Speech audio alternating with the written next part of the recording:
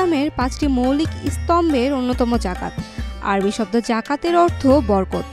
জাকাত দিলে সম্পদ কমে না, বরং বৃদ্ধি পায়। এটি ব্যক্তির উপার্জিত ও জমা রাখা সম্পদকে পবিত্র করে তোলে।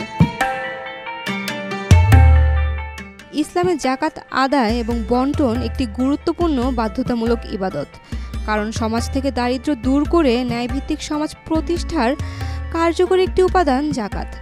জাকাত আদায়কারীর পুরস্কার হচ্ছে আল্লাহর সন্তুষ্টি, আখিরাতে মুক্তি ও জান্নাত। ইসলামে মুসলমানদের জন্য জাকাত আদায় করা আবশ্যক পালনীয় কর্তব্য হিসাবে ঘোষণা করা হয়েছে। ইসলামের সেই আদি যুগ থেকেই জাকাত ব্যবস্থা চালু ছিল।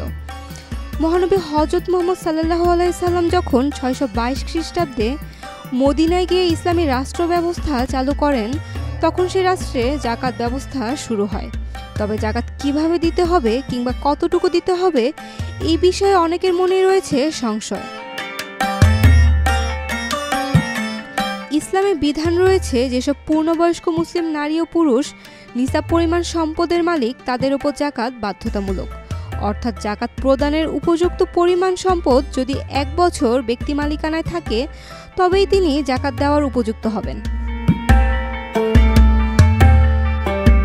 স্বর্ণালংকার ও নগদ অর্থ ছাড়াও দলিল, শেয়ার সার্টিফিকেট, প্রাইস বন্ড ও অন্যান্য কাগজপত্র যার আর্থিক মূল্য আছে, এগুলোও জাকাতের যোগ্য।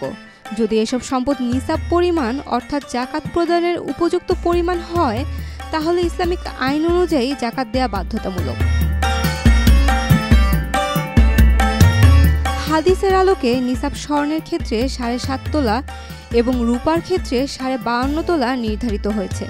কোনো ব্যক্তির কাছে যদি সোনা, রূপা কিংবা এই পরিমাণ নগদ অর্থ 1 বছর থাকে, তাহলে বছর শেষে তাকে সম্পদের 40 ভাগের 1 ভাগ জাকাত দিতে হবে।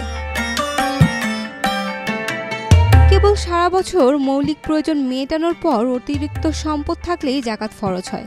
তবে সম্পদ থাকলেও ঋণগ্রস্ত ব্যক্তির ওপর জাকাত বাধ্যতামূলক নয়। মুসলিমদের পবিত্র ধর্মগ্রন্থ কুরআনের অনেক জায়গায় নিয়মিত নামাজ আদায়ের পাশাপাশি জাকাত আদায়ের আদেশ প্রদান করা হয়েছে।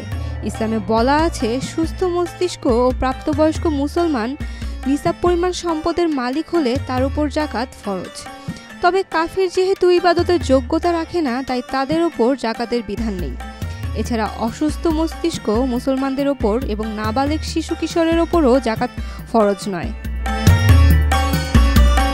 সর্বোপরি জাকাত আদায় করা কেবল ধর্মীয় দায়িত্বই নয়, বরং সমাজে দারিদ্র্য বিমোচনে এটি গুরুত্বপূর্ণ ভূমিকা রাখে।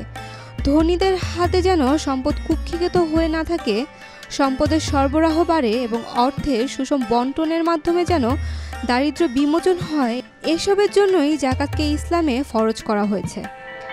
Saima Akter, Daily Sun.